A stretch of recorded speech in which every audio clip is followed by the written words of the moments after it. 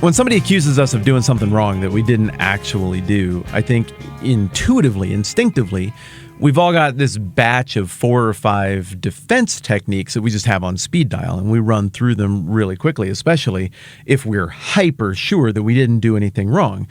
And one of those is probably the alibi thing. So let's say you're getting accused of stealing cookies. You ate all the cookies out of the cookie jar and you weren't supposed to. That seemed innocuous. I went through like 4 or 5 things in my brain that were actually like really bad crimes, and I think would make it far less fun for us to game it out. So we're going to go with something easy. Stealing cookies. You get accused of it. Well, speed dial defense number 1 would probably be alibi. I wasn't even here when the cookies got stolen. It's just simple logic, right? Speed dial defense number 2 might be to offer a more plausible theory. Well, there are a whole bunch of crumbs all around Kyle's seat right there, and he has chocolate chip smudges on his shirt and his lips. Maybe it was Kyle. A third defense that I think we keep on speed dial is the appeal to our track record. If you don't steal things from people, you might just be like, I don't steal things. You all know me. I don't take people's stuff without permission. I did not steal the cookies. But there's a fourth one that I think we all have on speed dial as well. And this is a little more complex technique, but it's very effective. This is the one where we point out the flaws in our accuser's assumption of our motives. Are you tracking with me there?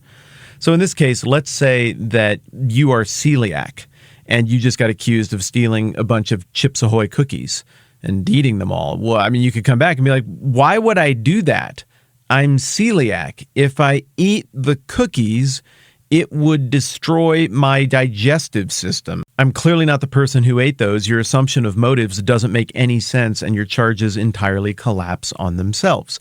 Likewise, in Matthew chapter 12, Jesus is about to be accused of something that doesn't make sense. It's an irrational accusation that collapses on itself, and it's going to be pretty easy for Jesus to point to the absurd accusation and demonstrate its absurdity and therefore the absurdity of his accusers. But today, all we're going to look at is the setup to this accusation that Jesus is going to have a pretty easy time knocking down with one of the defenses that we all have on speed dial.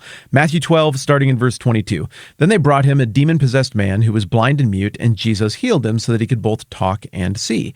Well, that's nice. And in fact, it's a familiar nice. We've seen that demon possession can manifest somehow in physical ailment. So, okay, yeah, Jesus shows up. He heals a lot of people. I don't know about you, but I'm starting to even lose track of how many times demons have been cast out or people have been healed. It's just so commonplace. And if you weren't paying close attention, you might start to think that Matthew's just being lazy here. And he was like, yeah, I'm just trying to, in order, give you all the accounts of all the times Jesus healed people or something. But a careful reading of the text indicates that it's not the case. These things are not coming up as happenstance or just because that was the next thing that happened. Matthew is advancing a much larger thematically driven narrative with when these accounts of healings come up. And that's part of the reason that it looks like we get repeat healings from time to time, or healings that look a lot like other healings that we've already seen.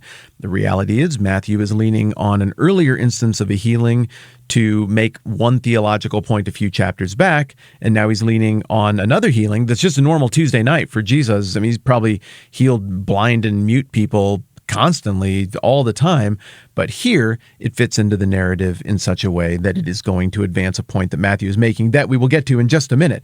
Verse 23, all the people were astonished and said, could this be the son of David? Now this is starting to ring a bell. So we have the blind and the mute thing going on, we have the demon possession thing, and we have that attached to the notion of the son of David. I'm just going to go to my Bible here, and I'm going to flip back a couple of chapters, and aha! There's a reason it's familiar. Verse 27 of Matthew chapter 9. Do you remember this one? As Jesus went on from there, 2 blind men followed him, calling out, have mercy on us, son of David. Whoa! So we're one verse into this anecdote from a few chapters back, and we've got 2 parallel features to the passage we're looking at today in Matthew 12. I got the blind thing, and you have the son of David thing, okay? When he had gone indoors, the blind men came to him, and he asked them, do you believe that I am able to do this? Yes, Lord, they replied.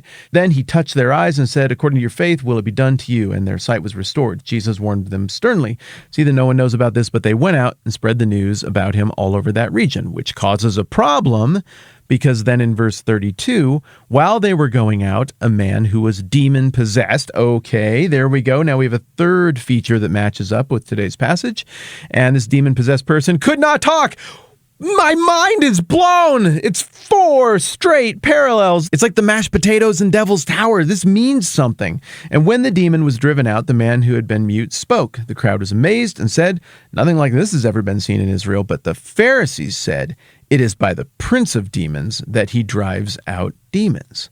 Now, when we covered that passage we just looked at in Matthew 9 several episodes back, I mentioned we were going to come back to these themes because it comes up again in a few chapters. And now we are there.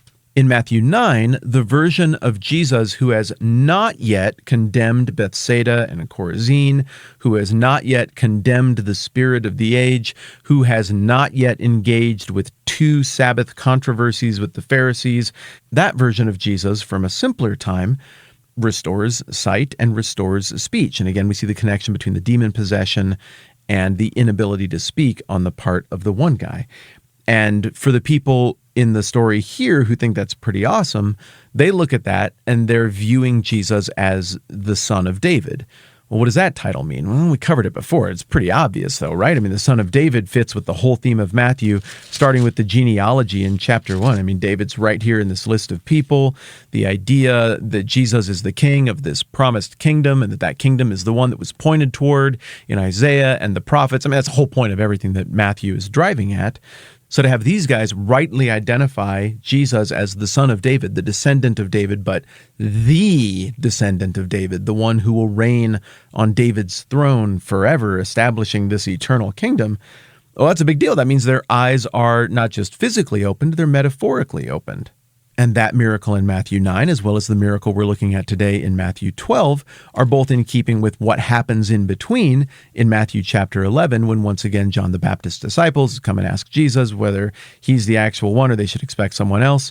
And Jesus references a bunch of stuff from Isaiah 42, again, one of the servant song passages, saying, go back and report to John what you hear and see. The blind receive sight, the lame walk, those who have leprosy are cured, the deaf hear, the dead are raised, and the good news is preached to the poor.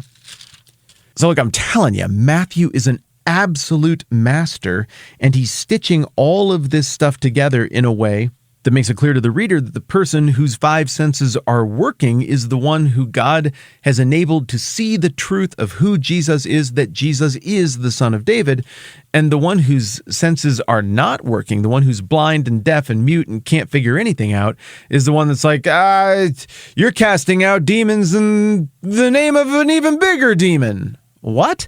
Well, which of these two conclusions makes more sense? But there's another layer here to what Matthew is doing. The title, Son of David. Did you notice that here in this anecdote in Matthew 9, where the blind guys get healed, and as well in Matthew 12, when people see this casting out of the demon that's causing the blindness and the muteness, and then what do they say? They say, could this be the son of David? Why is the son of David attached to this mercy thing? Well, because think about the promises surrounding the son of David. Think about yesterday's episode and the 4 servant songs that we get in Isaiah. The idea that this servant is the one who would be descended from David, is the one who will ultimately sit on this great eternal throne. Well, what comes with that? The son of David will heal the people. The son of David will defeat evil and heal the land, straighten things out, make it right. So all of these individual miracles are, like the best day ever for these people who were afflicted as individuals who just happened to be standing there when Jesus was making a theological point. But the larger implication that in chapter 9 only a few people were getting, in chapter 11 even John the Baptist's disciples weren't quite getting yet, but now in chapter 12 that even the crowds are starting to get, is that this full picture of the Messiah is not the conquering king who defeats all the enemies militarily. Rather, this is a king who brings healing and restoration, and ultimately, though the times will be tumultuous on the way there, will bring peace. So the crowds see this inarguably miraculous, awesome, good thing, and they're like, this is great. This is what we've been waiting for. But the Pharisees see it, and who knows? We've broken down their motives a lot. Jealousy, defense of the nation, whatever. They're like, no, okay, well, we can't argue that something miraculous just happened. Okay, we'll grant you that, but we can argue about the source, and we think it is from the Lord of Flies, the Lord of Dung. Yeah, those linguistic connections are all present in the name Beelzebub, who is the prince of demons, the right-hand man of Satan himself.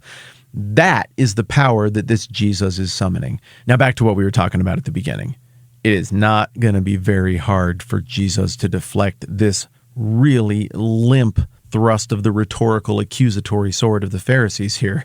I mean, what he's doing doesn't really look like what demons do with wrecking people's lives. I mean, the whole Beelzebub thing, the Lord of the Flies play on words pun that goes with that name. I mean, that's where you get in lore the idea of someone opening their big maw and a whole bunch of flies symbolizing pestilence go flying out of their mouth, like in, what was that, the Green Mile. This association of flies and death and darkness and disease is still something that lingers with us in culture, and that at the time was very attached to the name Beelzebub. No, you got this pure, glorious, awesome thing happening with Jesus, and then you got this disgusting, weird, revolting connotation with Beelzebub. I think Jesus is going to have a pretty easy time deflecting this accusation.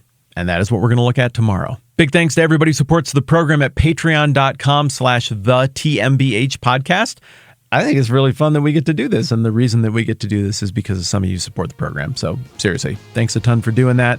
More on this tomorrow. I'm Matt. This is the 10-Minute Bible Hour podcast. Let's do this again soon.